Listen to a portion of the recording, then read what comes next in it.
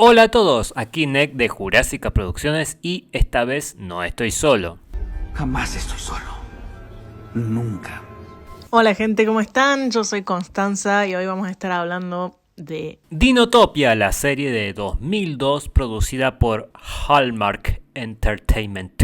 Y para comenzar estaremos reseñando solamente el primer capítulo dada la longitud de estos tres de la primera temporada. Bueno, ¿quién te dice? Quizás la próxima sea la segunda de June. Si la gente le gusta esta, pueden dejar un mensaje abajo y diciéndonos cuál quieren que reseñemos después.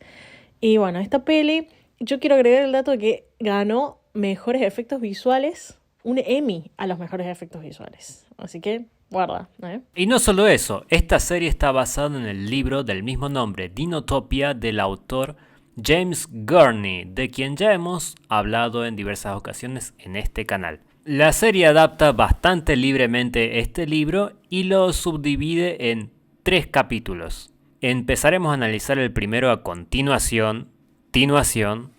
¿Algunos se acuerdan de la niñera de Jurassic Boobs Fallen Kingdom? Pues bien, parece que esta será su historia porque ella es la que empieza escribiendo la historia. Y cuando la oscuridad descienda sobre Dinotopia, jamás permitas que te abrume. Gordito, ¿me llamaste? Y esta historia es protagonizada por Carl David y su padre. Reconocerán aquí al mismísimo Capitán Frío en persona, Mike Scofield. Y su medio hermano Carl Scott, que es interpretado por el actor Tyrone Lazo, que ha hecho varias películas para TV, incluyendo algunas pelis navideñas, e incluso ha hecho de príncipe en una película de Blancanieves. El padre de estos dos hermanos se llama Frank y es interpretado por el actor Stuart Wilson, que también ha actuado en películas como Enemigo Público, de Tony Scott. También ha actuado en películas de acción como La Roca, de Michael Bay, con Sean Connery, y Arma Letal 3, del director Richard Donner. Y así es como estos tres inician su viaje en aeroplano, cuando el ambiente empieza a tomar un aire medio tormentoso. Carl y Lenny naufragan en una isla y entonces deciden explorar las inmediaciones. Así es como dan a parar a una extraña cabeza de extremodino. Acontece una terrible explosión y ambos se topan con el autor de dicha explosión, el príncipe Ainon. Esas palabras las dijiste desde el fondo de tu corazón. Las vomité porque ya no podía soportarlas. Ojo Loco Lupin guía a estos dos hacia un lugar muy pero muy especial. Yo solo quiero contar que amo esa película Corazón de Dragón desde que era muy chica, tenía 6, 7 años, no me acuerdo cuándo salió, y justamente el dragón se llama Draco, igual que el personaje de Harry Potter, que es otra de las películas en donde actúa nuestro querido David Thewlis. Entonces este señor Cyrus Crabbe, que es como se llama el personaje, los lleva a una aldea y les dice: vengan muchachos que les voy a presentar al resto de la gente, los van a recibir súper bien porque nosotros nunca tenemos visitas, así que vengan.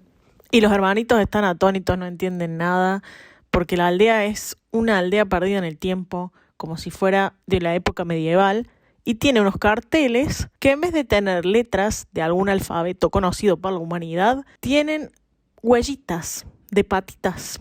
Ahí es donde escuchan un sonido abrumador, como un rugido, y dicen: ¿qué está pasando? Se dan vuelta y la gente corre y ellos no entienden nada. ¿Y qué pasa?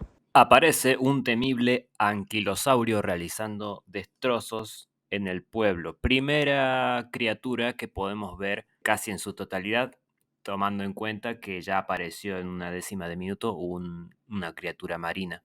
El animal en cuestión es amansado, tranquilizado por un nuevo personaje que interviene, Marion Waldo.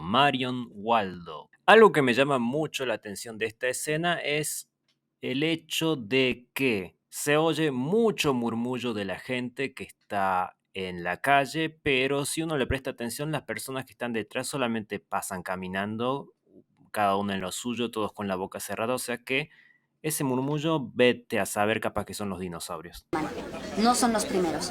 Cuando lleguen a Ciudad Cascada se les explicará todo en cuanto se registren. ¿Qué método de transporte tienen en este pueblo de ventrílocos? Pues ¿qué más va a ser sino dinosaurios empleados de una forma bastante impráctica, siendo que tal vez el brachiosaurio podría tirar de una carreta gigante con muchos pasajeros, pero bueno, es solo una idea. Visualmente, los personajes cabalgando sobre el brachiosaurio es una imagen bastante atractiva. ¿Con qué nos vamos a topar en el camino? Ah, con la estrella. Venga, vamos. ¿Quién aparece?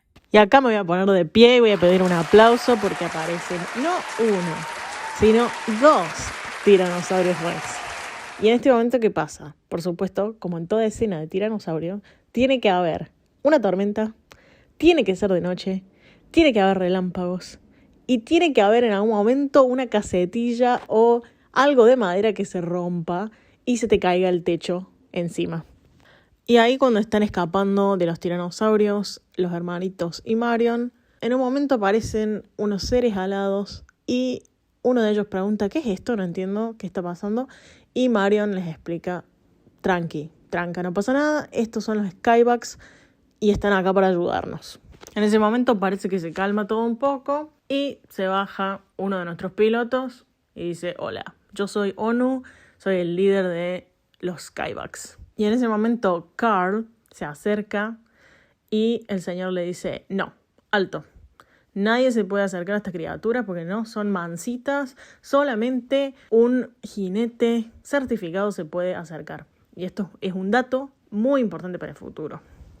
De hecho, después del problema de los T-Rex, habrán notado que esta isla solamente tiene los dinosaurios famosos. Hay un diálogo donde se empiezan a ver las rispideces entre la forma de pensar de estos muchachos y la forma de vida en la isla. Somos seres humanos, estamos en la cabeza de la cadena alimenticia. Somos invitados recientes en este planeta. Los dinosaurios han estado aquí 160 millones de años. ¿Qué otras cosas descubrimos en estos diálogos? Pues que existe algo llamado las piedras solares, que son las que mantienen a los dinosaurios carnívoros lejos de los asentamientos poblados por seres humanos y dinosaurios. Llegamos a la ciudad cascada, hay un desfile, mucha pompa y ceremonia. El padre de Marion es el gobernante de esta ciudad, está separado de la madre de Marion. Descubrimos que en este mundo los bibliotecarios están lejos de ser sedentarios. Y luego de las presentaciones formales nos topamos con el peor doblaje de la historia. Dios, lo siento. No. Está bien. Soy el único culpable. Gracias al cielo que están bien. Estaba muy angustiado. David y Carl Scott, ¿verdad? Sí, puedo hablar castellano y francés. Esto es fabuloso. Acá empieza la mejor parte de la película para mí porque Zipo es mi personaje favorito. Y añadiendo a lo de los carnívoros, que en la peli son considerados una amenaza porque justamente son carnívoros y comen carne, este personaje de Zipo, supuestamente según las wikis y todo el contenido de las fuentes que hay online, es un Troodon. Y un Troodon sería omnívoro, o sea que también tiene la posibilidad de comer carne. Guarda.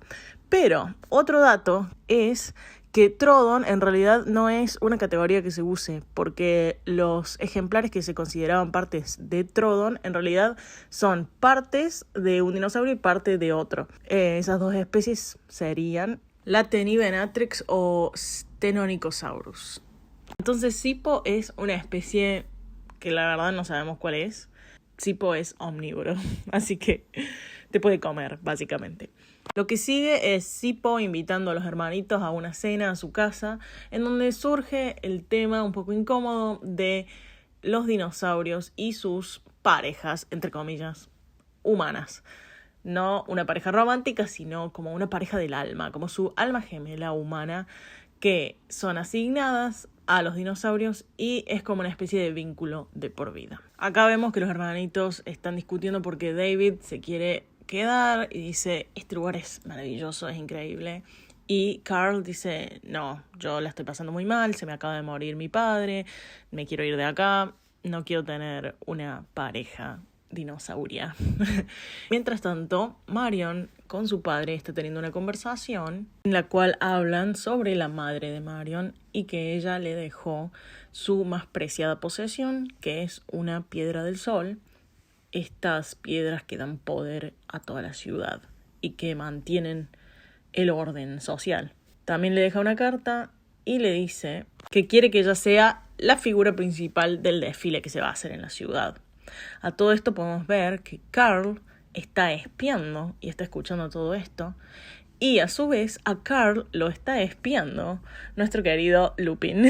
¿Qué nos enteramos de estos casuales encuentros entre Carl y Ojo Loco Lupin? Pues que este último tiene también ganas de irse y necesitaría que Carl le ayude a conseguir una piedra solar. Esta misma que te evoluciona el Gloom a Bellosome se encuentra en el faro al cual Carl debería introducirse de manera escurridiza y sustraerlo. ¿Qué más sucede? Carl se encuentra con Cipo, le dice que Dinotopia le recuerda a King Kong y ambos jugaron ping pong.